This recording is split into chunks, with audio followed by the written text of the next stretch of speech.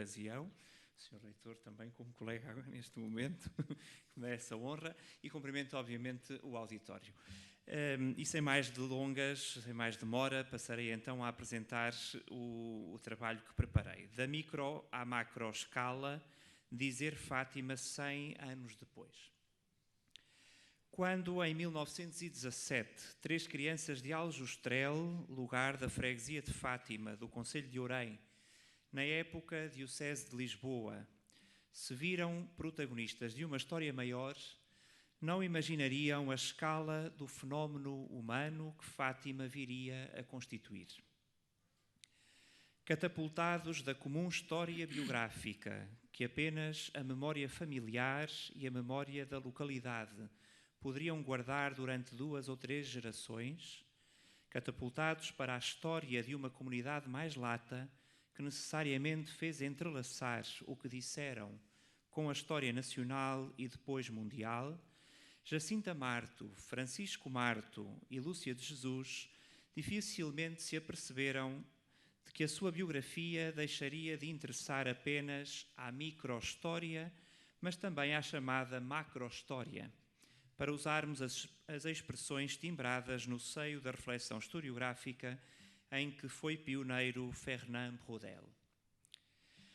O acontecimento histórico, já centenário, que Fátima define, teve desde a primeira hora diversas formas de ser apreendido e narrado, desde as que se relacionam com a transmissão de uma vivência de natureza metafísica, se lhe quisermos chamar assim, até às que tomaram como objetivo a sua transmissão através de leituras inexoravelmente ideológicas. Todas as leituras, ou como temos preferido, traduções, todas as traduções de Fátima foram de facto ideológicas, desde as iniciais, a começar pelas crianças videntes, até às que, século XX além, foram sendo construídas como defesa ou como ataque ao discurso veiculado pelas crianças, cujos nomes saltaram as barreiras da microescala. O seu inicial modo de dizer Fátima ganha com efeito, de forma vertiginosa, diferentes escalas, ultrapassando a comunidade familiar, a coletividade do lugar, a esfera religiosa paroquial e, inclusive, a esfera política local, de maneira muito veloz ser matéria de interesse regional, nacional e até internacional. Para a percepção desta escala, não é necessário deixar fechar o primeiro século de Fátima, ou até deixar que o mundo católico, conduzido por Pio XII, olhe para a Cova da Iria no dia do encerramento do Ano Santo de 1950, esse encerramento dá-se a 13 de outubro de 51, dia em que a universalidade do catolicismo está voltada para esta terra do centro de Portugal. Não é também necessária a consulta dos jornais que virão a noticiar as visitas dos papas, desde Paulo VI a Francisco, passando por João Paulo II e por Bento XVI. Para esta percepção da escala de Fátima, não é de facto necessário, inclusive, olhar para a figura do Papa polaco e de como a sua biografia, pelo menos na leitura crente da história do século XX, se entrelaça com o acontecimento que Fátima configura, dentro do qual se encontra a geopolítica europeia e as suas consequências à escala planetária.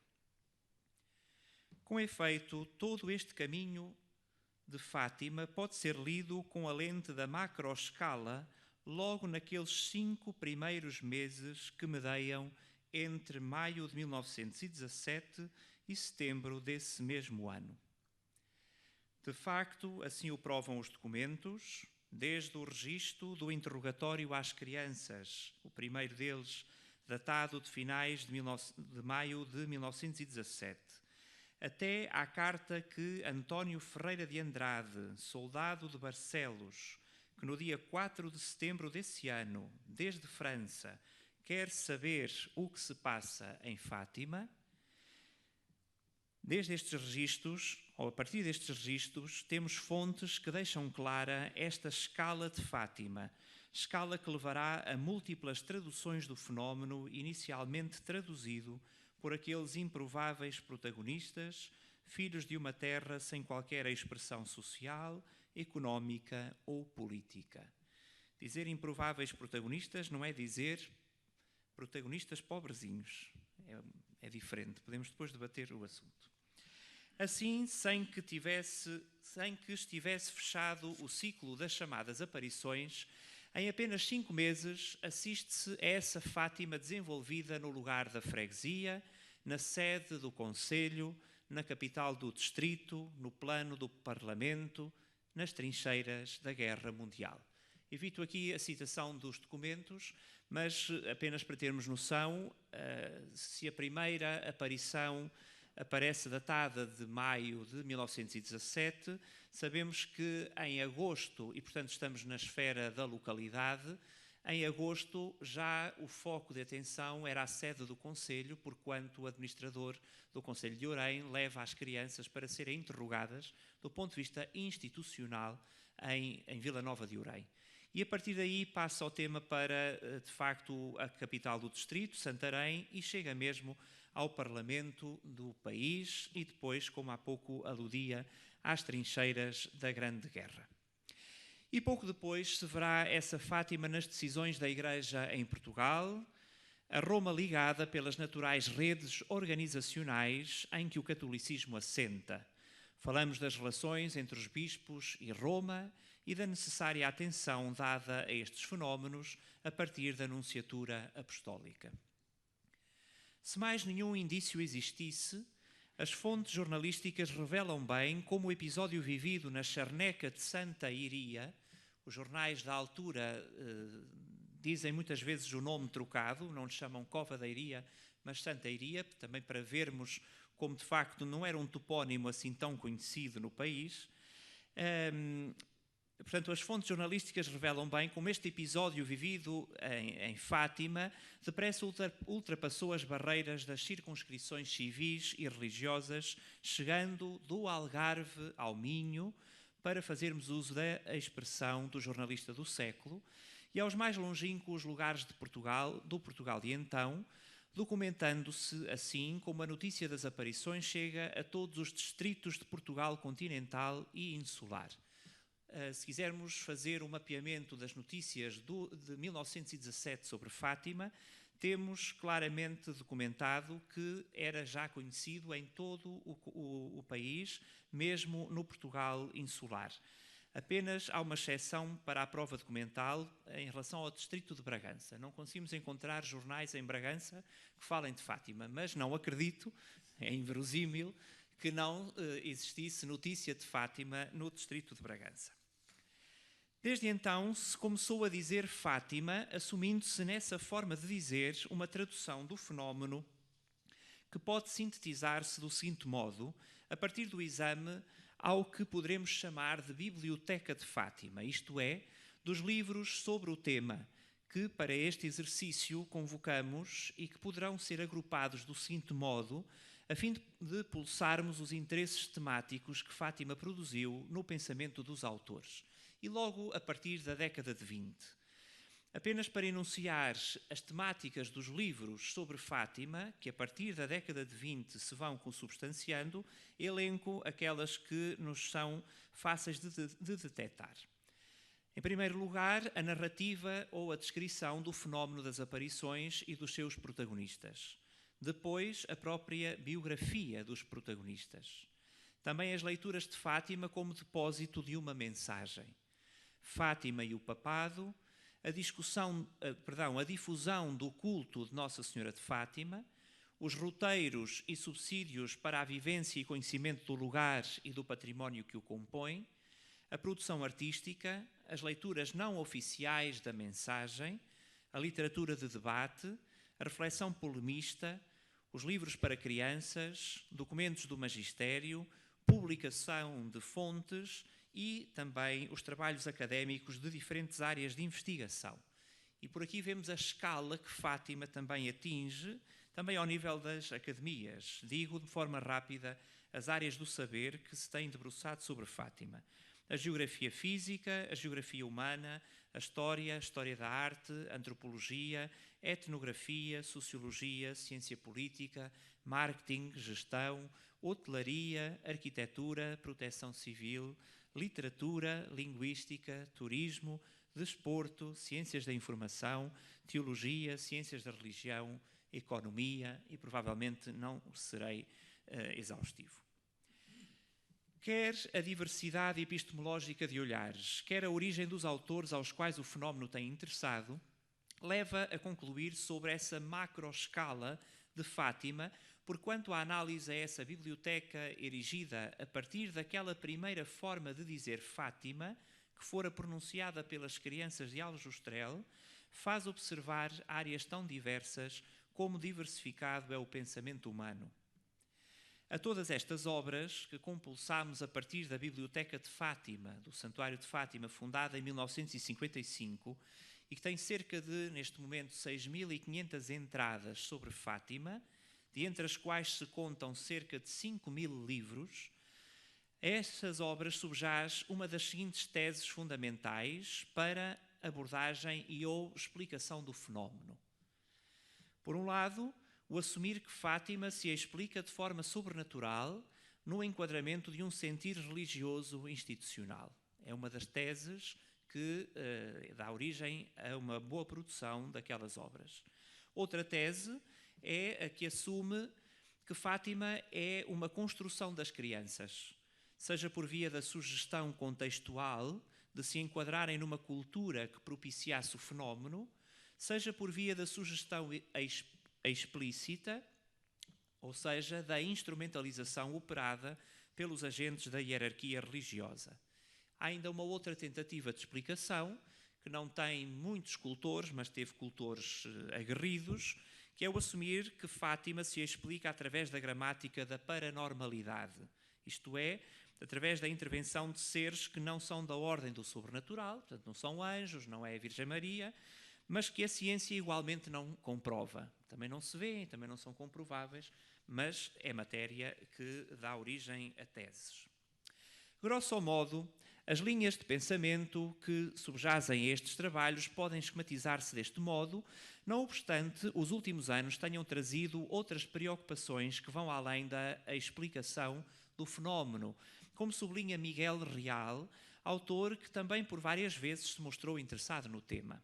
Diz o escritor: a posição ideológica dos autores a favor ou contra as aparições torna-se menos relevante e subordina-se totalmente à investigação historiográfica. Esta reflexão, escrita já no contexto dos 100 anos de Fátima, parece ser comum a outros intelectuais da segunda década do século XXI, como se percebe, por exemplo, quando se lê que as abordagens que rondam o ano 2017 permitem caminhos novos. E cito agora um outro autor.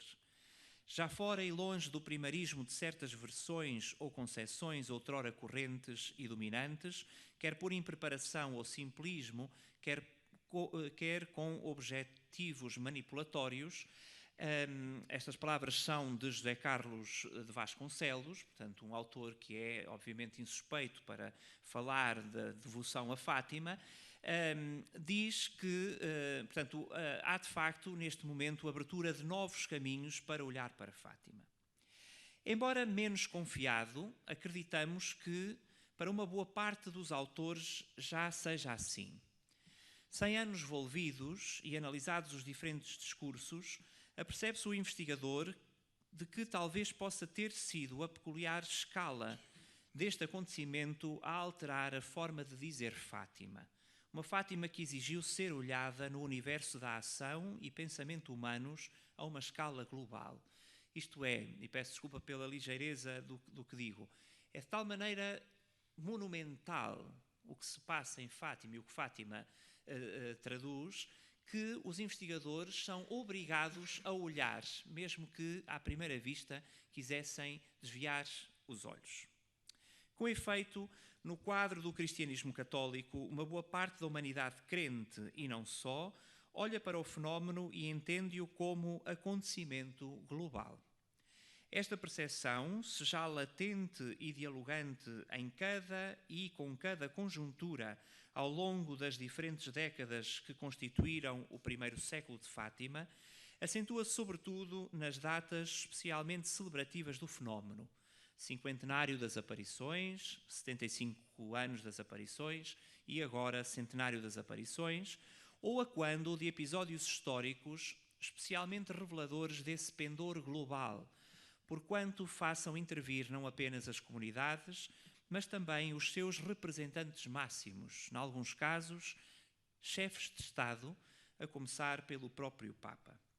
Aludo em nota breve, por exemplo, nos anos 90, nos inícios dos anos 90, no período pós-1989, vários chefes de Estado do leste europeu vêm a Fátima precisamente porque entendem que a história daquele lugar tem uma escala global.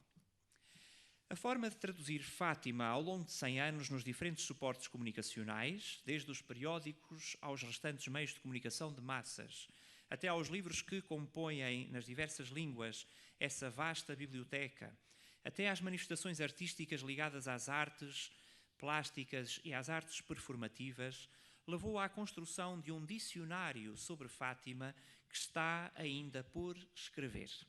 Não obstante se tenham já ensaiado maneiras científicas de fixar estas diversificadas formas de dizer ou traduzir Fátima. Com efeito, firmadas na específica gramática de cada uma das áreas que disseram Fátima, as posições, mais próximas ou mais afastadas do tema religioso, usaram das figuras de estilo que dão corpo às narrativas. Isto é, usaram a descrição, a antítese, a elipse, o eufemismo, a hipérbole, a ironia, a metonímia, a metáfora. E o que dizemos não se aplica apenas ao discurso literário, mas às diferentes ciências humanas, sociais, políticas, históricas, filosóficas, teológicas, para apenas enumerarmos algumas áreas do saber que, na hora de transmitir Fátima, tomaram necessariamente esta estratégia. Esses mais de 5 milhares de livros, cada um com o seu objetivo, fizeram uso dessas formas de dizer, descrevendo, sublinhando teses antitéticas, suavizando ou sonegando informações, hiperbolizando outras. No próprio contexto do centenário das aparições, surgiram várias dezenas de obras que estão já a ser analisadas por um grupo de trabalho que se espera faça aparecer essa forma de dizer Fátima entre os anos de 2015 e 2017. Nestas obras, que, assim o quisessem, beneficiariam já do trabalho de edição das fontes históricas fundamentais para o conhecimento do fenómeno, falo dos 15 volumes da documentação crítica de Fátima, traz os documentos entre 1917 e 1930, e falo também da edição crítica das Memórias de Lúcia de Jesus. Estas obras, escritas entre 2015 e 2017, nestas obras podem ver-se posições dicotómicas sobre o acontecimento, porém, visões que dão a conhecer posicionamentos também eles analisáveis e representativos do pensamento humano dos inícios do terceiro milénio.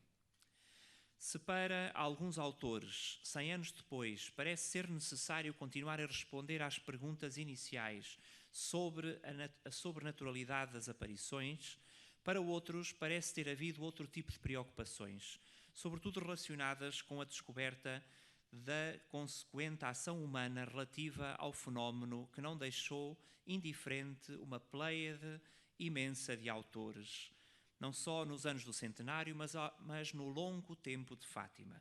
Desde Afonso Lopes Vieira à Correia de Oliveira, de António Boto a Antero Figueiredo, de Fernando Pessoa a José Rodrigues Miguel, de Natália Correia a Lobo Antunes, de Francisco Costa a António Tavares, de Manuel Jorge Marmelo a Nuno Costa Santos, de Miguel Real a Nuno Lopes Tavares, de José Saramago a José Luís Peixoto. E às vozes dos literatos juntam-se outras vozes que me escuso aqui de realçar, apenas para dizer que muito tem interessado e continua a interessar Fátima e a escala de Fátima.